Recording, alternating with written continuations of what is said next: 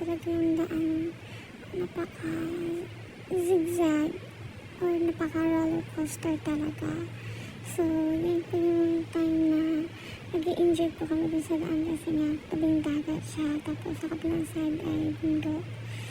So, grabe talaga yung na-experience namin nung papunta kami ng Pampanga to Aurora, Dipakulaw, and Dipakulaw, Aurora to Pampanga.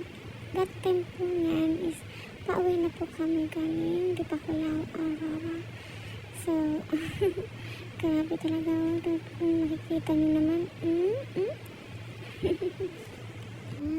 nakita nyo naman yung daan. Grabe, napakaka-delikado.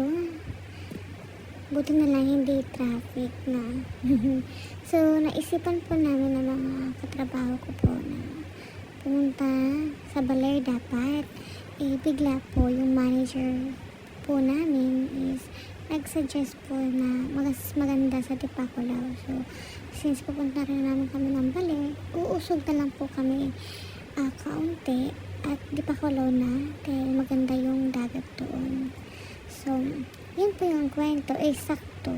Anniversary po namin ng jowa ko, si My Love's Main. Dinner na namin sinelebrate yung anniversary namin. So, grabe yung enjoy, yung experience, sobrang saya, sobrang sulit. Yun nga lang, pangit siya kapag balikan. So, buti na lang, nagstay kami doon around 3,000, 6 to 8 packs. Naka-aircon ka na. And then, may free cottage pa.